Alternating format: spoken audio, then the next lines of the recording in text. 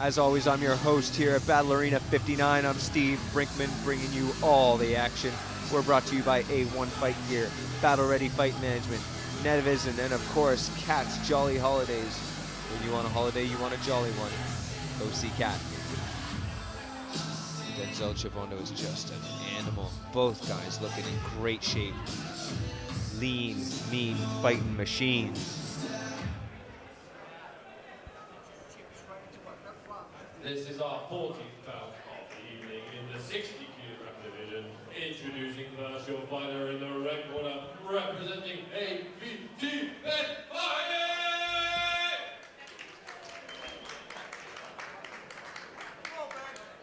And his opponent in the blue corner, representing blood, sweat, and tears, is Denzel Chibondo! Against your referee, Mr. Alan Jackson. Alan Jackson bringing you all the refereeing needs tonight.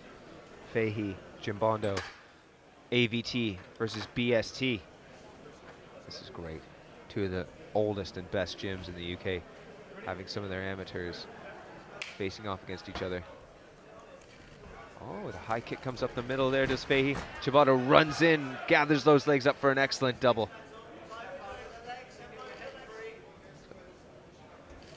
Fahey keeps the head wrapped. He's got a bit of a guillotine set up here. He's using the lockdown. Chibondo's leg very well here. We've been seeing so much lockdown today, Steve. It's been the theme of Battle Arena 59. Battle Arena 59 lockdown. Oh, Steve, you're on fire today. It does. I'm doing well. But I'm more interested in the fact that this is a battle between two of the biggest gyms that we've seen. Oh, what an excellent little elevation there. AVT, of course, in Fahey, and Chibondo with BST. And Fahey's got his hands together. Yeah, this actually looks pretty good. He's got a guillotine. Can he arch back, though? It's because he doesn't have the legs around, Steve. It becomes all arms. And when you've got your legs around, you can use the muscles in your legs to get the choke. He's using that lockdown again here, just to make it very uncomfortable for Chibondo. Yeah, lockdown guillotine is a pretty unpleasant position to be in. I'd be surprised if he got the finish with it. And he gets uses it again to scramble. He settled for the guillotine last time. I don't think he's going to do that this time. No, I think different look from the AVT fighter and Ben Fahey, but Chibondo is all over those legs, gathering them up. Yeah, Chibondo looking for another double leg, probably. To get to the dominant position. Oh, he's run to his corner. Brilliant work from Chibondo. He lifted him right from a seated position there. That's some athleticism. Incredible power there. And now Fahey's got them all locked up in guard. I was just going to say, AVT obviously has turned out some great fighters like Scraps and Jay Furness. Some great MMA fighters. And they've just awarded a bunch of new black belts just before Christmas time. So they've got strong grappling over there as well. What used to be the old Cage Steel gym. We're now seeing Denzel Chibondo on top for a moment, and now he steams right back in. I wonder what Denzel's game plan is.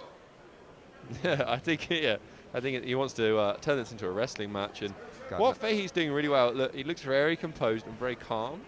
You see often people, they get taken down, they're held against the cage, they panic, they're putting too much effort in.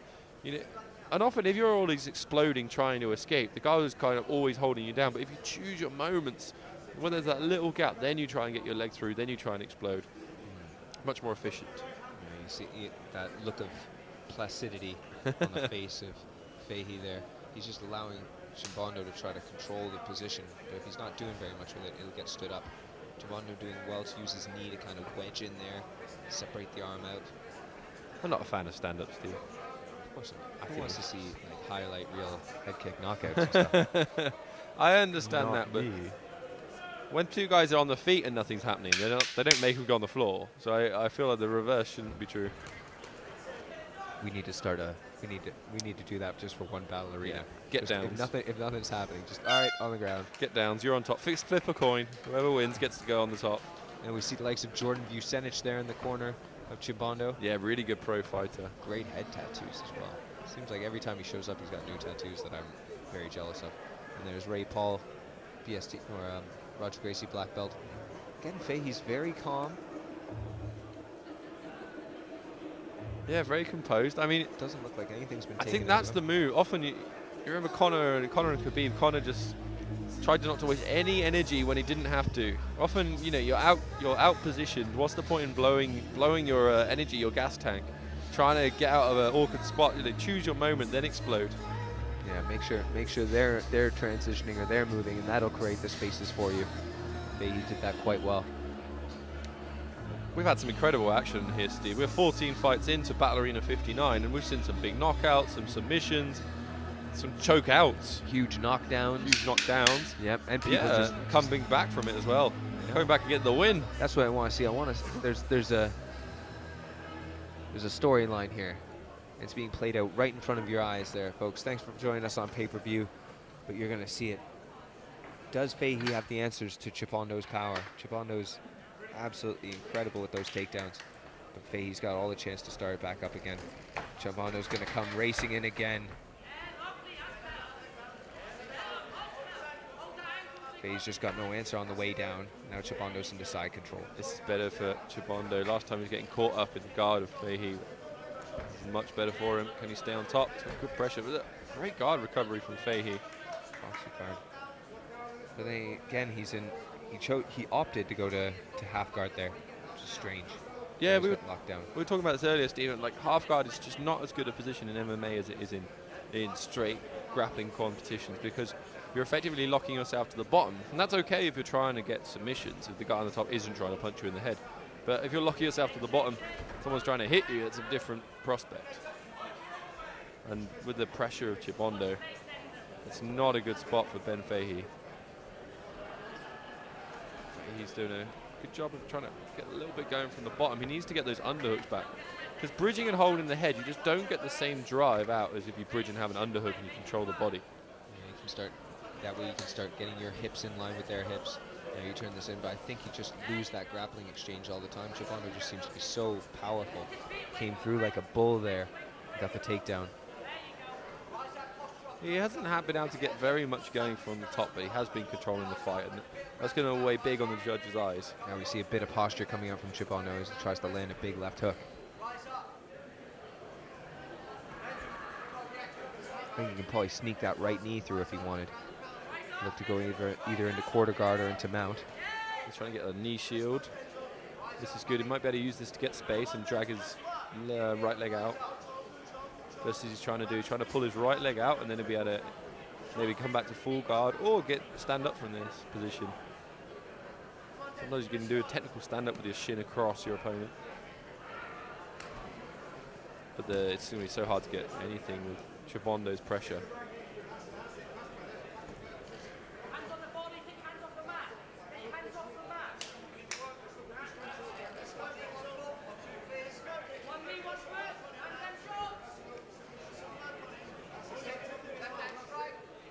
Chibondo again, good head position just under the chin. Sometimes you can be on top and just do a whole lot of nothing, and it just seems to be what Chibondo's doing. He's opting to do very little here. Rather than trying for a pass, and then we've got like that body triangle there on the bottom for Fahey, which is a bit of a bother. No real danger there.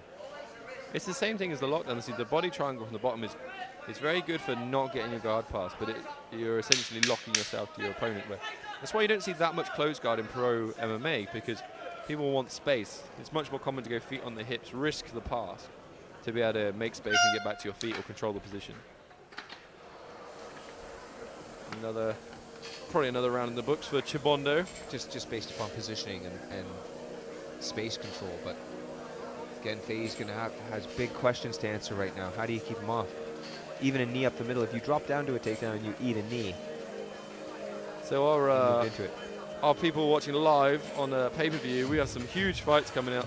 We have Joe Silk Cummins taking on Brian Hoy in the professional division at 74 kilograms pro. Yep, and the weigh-in was from the Netherlands. So intense with those two. There is no love lost. That is there's some neither match. I was in the middle of them, Steve, which is a very uncomfortable situation to be in. I was willing them to stop staring at each other, but nobody wanted to be the first one to break eye contact. There's some alpha male posturing going on, trying to get that little psychological advantage. And then we have our first ever pro title fight, a welterweight pro title fight, where we have Matt Figlak from Poland taking on Thomas Kuzik from Slovakia. The best fight show in Europe. We bring all the European fighters and we're looking to crown champions. We've got some amateur titles that are coming up, and the one that I'm really looking forward to is, of course, is Nikolai Lucas versus Antonio Luca. Antonio, long body Luca.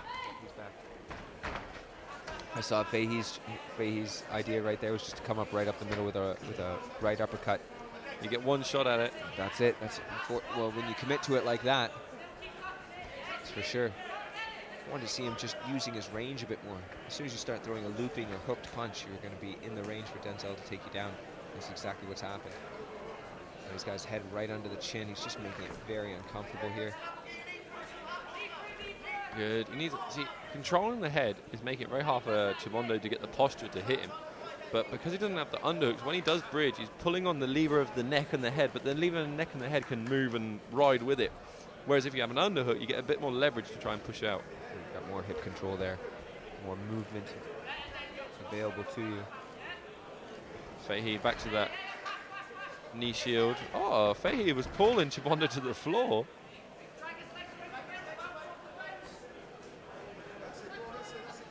It's been an interesting little technical battle of Chibondo's takedowns and Fahey trying to stop it, but the story of the fight has been essentially Chibondo holding down Fahey, but not doing a great deal once he gets there.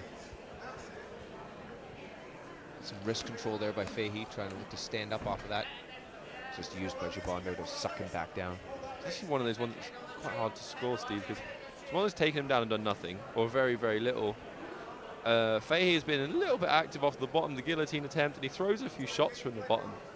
You know, it's supposed to be the first criteria for the judges is damage. That becomes first before any other criteria of control. And so often the takedowns, we think of it as the control element. But actual damage, neither man has been able to get much going. Oh, they're stood up.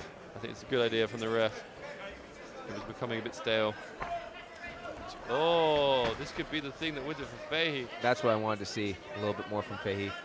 Just keeping those shots a little longer, like he's going for an ankle pick of his own. The problem with Fahey, yeah, if he separates, I think Chibondo's just going to dive straight at his legs. So he's in an awkward position. I want to see Fahey start throwing some knees up the middle, maybe. Knees into the thighs. Yeah, just as you called it, Steve. But this could win Fahey the round. I mean, not a lot has happened, so this could be the difference. But one round out of 3 isn't too bad. Just need a little bit more of that pro mindset just to keep him on the end of those punches. Yep. And Fahey's guillotine was quite close. Maybe that will... The judges will give him a little score for that. Oh, look, Chibondo both feet off the floor. I'm not sure where he learnt that takedown defense, but he's still on his feet, so it worked.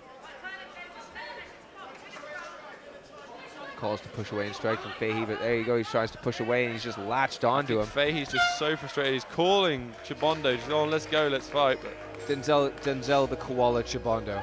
That's what he's like. So there you go, you got wrestler versus striker, and wrestlers always win. Ha ha ha. But a very strong game with the double leg. Really good for those of you watching at home. If you want to know how to do doubles, just like Chibondo there, back him into a place he can't escape from, collect up those legs, and dump him onto his butt, and you're able to dominate from there. A really strong performance there by Denzel Chibondo. He was able to control all the positions and have a good, strong showing there.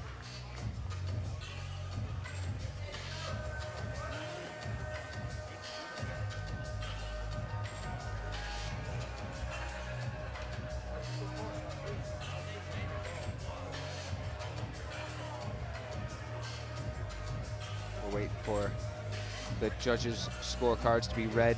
What'll be the difference? Will it be Chibondo's takedowns? Will it be the fast hands of Fahey?